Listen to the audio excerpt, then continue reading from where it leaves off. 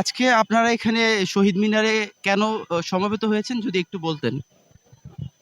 প্রথমত আমরা জুলাইয়ে বৈষম্য বিরোধী ছাত্র আন্দোলন করেছি শুধুমাত্র কোটা সংস্কারের জন্য, এবং কোটা সংস্কারও না, কোটাকে যেন গোড়া থেকে নির্মূল করা যায় সেটার জন্য, যেন আমাদের স্বাধীন বাংলাদেশে কোনো ধরনের বৈষম্য না হয়।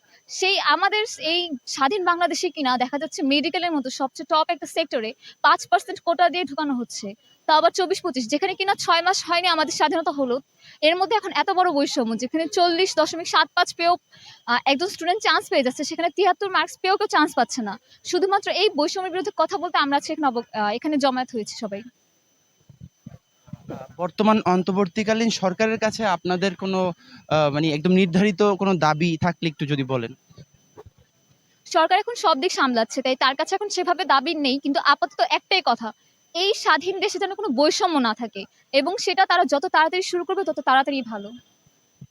আচ্ছা আপু, আপনি যদি আজকের এই আপনাদের যে সম্মেলন বা আন্দোলন যেটাই বলেন, শহীদ মিনারে এসেছেন, এ বিষয়ে আপনার একটু মতামত জানতে চাচ্ছি। আচ্ছা, আমি হচ্ছে আ আজকে আচ্ছা গতকালকে হচ্ছে মেডিকেল ভর্তি পরীক্ষার ফলাফল দিয়েছে। তো আ আমরা দেখতে পারছি যে হচ্ছে এফএফ কোটা মানে ফ্রিডম ফাইটার কোটায় হচ্ছে 40-41 পেয়েও হচ্ছে অনেকে চান্স পেয়ে যাচ্ছে। তাও আবার অনেক ভালো মেডিকেল মানে হচ্ছে ঢাকার ভিতরের গুলা বা হচ্ছে যাই হোক ৩৭ টা মেডিকেল কলেজের একটা সিট পাচ্ছে। এমনকি দেখতে পাচ্ছি যে ঢাকা মেডিকেল কলেজেও ১৩ জন ১৩ জন হচ্ছে এই ফ্রিডম ফাইটার কোটায় আসছে। শুধুমাত্র ওদের নাম্বার ছিল একদম ৪০ এর কোটায়। ৪০ এর কোটায় নাম্বার থেকে ওরা হচ্ছে চান্স পাচ্ছে, আর একজন ৭৩ পেয়ে চান্স পাচ্ছে না। এটা বৈষম্য অবশ্যই। এটা খুব বড় ধরনের একটা বৈষম্য। তো এটাই বলতে চাচ্ছি, অনেকে বলছে যে এটা ওরা যখন ভর্তি প্রসেসিং হবে তখন হচ্ছে যদি জাল সার্টিফিকেট আসে মানে যখন সত্যতা মিলে, তাহলে এটা হয়তো ওদের ভর্তি বাতিল করবে। কিন্তু আমার কথা হচ্ছে এই যে রেজাল্টটা দিল, দেওয়ার পরে এতজন শিক্ষার্থীর 73 প্লাস পেয়েও চান্স পাইল না। এটা হচ্ছে শুধুমাত্র ওই কারণে এফএফ কোটার এতগুলা সিটের কারণে। এটা কিন্তু গ্রহণযোগ্য না। এটা কেউই মানতে পারবে না।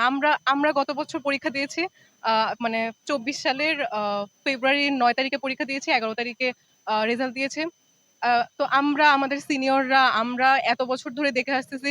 আমাদের একটা প্রেডিকশন আছে, তাই না? যে কত মার্ক পেলে চান্স পাওয়া উচিত। সেটা কঠিন প্রশ্নও হোক আর সহজ প্রশ্নও হোক। বাট এই বছর দেখতেছি যে পুরা সবার এক্সপেকটেশন পুরা লাইক মনে হচ্ছে আকাশ থেকে পড়ছে সবাই। তো এটাই বলতে চাচ্ছি যে যেটার জন্য আমরা জুলাইয়ের আন্দোলন করেছি, এবং জুলাইয়ের আন্দোলন থেকেই মেডিকেলের প্রশ্ন এসেছে। সেটার সেই আন্দোলনকে লাইক মানে সেই আন্দোলনটা আরকি এখন মনে হচ্ছে না যে খুব আশাবাদী এটা নিয়ে আমরা। তো আমরা চাচ্ছি যে ওইটার দিক থেকে আরকি যাতে আমরা সব দিক থেকে মানে একটা বৈষম্য বিরোধী দেশ চাই, এটাই হচ্ছে চাওয়া।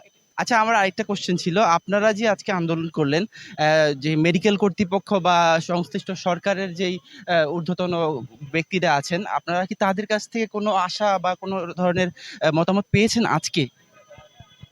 আহ এইটা হচ্ছে আজকে এখনো পাইনি, তাই না? এখন না, একজন বলেছে যে তারা বাদ হবে, হ্যাঁ। পরবর্তী ভেরিফিকেশনের সময় তারা বাদ হবে শুধু আমাদের বলা দাবি হয়েছে মেনে। যে ভেরিফিকেশনের সময় বাদ হবে।